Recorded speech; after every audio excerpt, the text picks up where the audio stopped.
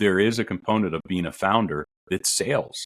You're also going to have to sell your early employees on the fact that this idea that they're going to be working on for 12 hours a day that is living on a whiteboard currently is going to be incredible and impact a lot of lives. I think the sales moniker is inappropriately dragged through the mud as we talk about founders, right? The whole concept of, yeah, you need to be a good sales, everybody thinks Adam Newman, right? But there is something to that within all components of building a startup, whether you're raising money, winning customers, hiring, all that kind of stuff. You've got to be able to figure out, how do I communicate my idea effectively and the opportunity effectively with strangers? Well, investors are going to look at that. It's not just your product and your problem solution, your idea. It's about you as a founder. Does the investor see you as someone who can build a 3,000 person company and can go out and raise the next rounds or be the leader? They need to see that. And if you can't establish that right from day one. Right. That goes back to, the founder does have to do something exceptional. And exceptional in this case doesn't mean they cure cancer that day. It means that they're able to do something incredibly unlikely with the resources that they currently have. Which leads us to traction. What is traction?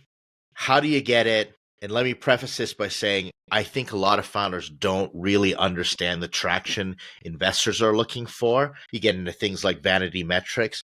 And I just, being brutal and transparent, straight to the point, I think a lot of founders aren't intellectually honest with traction that truly de-risks or demonstrates that your startup has a potential for product market fit or even problem solution fit.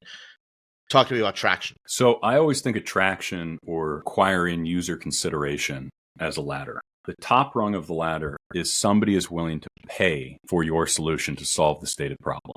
That one's dead simple, right? I've got revenue. Somebody paid me for this. At the bottom rung is somebody's willing to give me their email to learn more. Not all traction is created equal. There's a lot in between, right? There's pre-sales, there's discounts, there's pilot programs, there's letters of intent, but we have to be able to create some level of traction. Let's go back and use the difference between an email and an email with a credit card. The whole game is you're trying to be able to show that people are willing to lean in, intent, take some level of risk. If I got 500 emails of people that are like, hey, tell me more when you come out, versus 50 people that put a down payment, a 20% down payment via credit card for when it comes out, that 50 is more valuable than that 500, right? Because you're actually being able to show significant user intent at that point. But going back to what we talked about earlier, which is we have to be able to create that, get the LOIs. We have to be able to get the pilots. We have to be able to create some type of traction that's very easy to understand, that we can show investors that we know who the potential problem sufferers or end users are, and we have the ability to get them to take action. Back to your point, the higher you can get up this ladder with limited resources, the more exceptional you're going to be viewed as by an investor. Absolutely. In a lot of cases, I'll use an app as an example.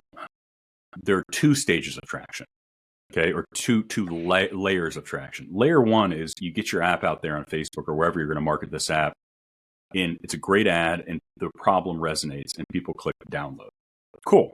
That's great. The second layer is to have the velocity metrics on the back end to show that people are using the app as you intended them to. They were on it for X amount of minutes, or they went through this process, or they did this. So there are layers to the traction as well, especially when you're talking about software, right? So the difference between if you get a beta out there, okay, it's free. You get 100 people to sign up for your beta and they log in, and 2 people take action, versus if you get 50 people to sign up for that same beta and 30 people won't fucking leave the app because they love it so much. You've proven layers, right? You've proven that 1, the problem resonates, and 2, people are actively using the solution as you prescribed or as you intended. Mm-hmm. So folks have to be thoughtful about that as well. How much more traction are investors looking for today, 2024, than previously?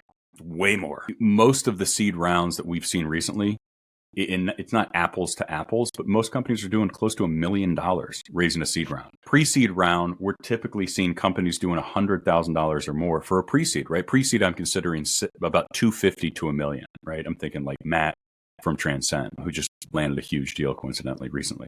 All of those have ratcheted up. So this goes back to what I said at the beginning. Don't waste your cycles trying to pitch an investor on why you're different and why you don't need that revenue to show where you are. Raise the early money to be able to create that type of traction, right? To get $50,000 to $100,000 in the bank where you can start to market, even if you've got a pretty thin product, you've got to be able to show that story.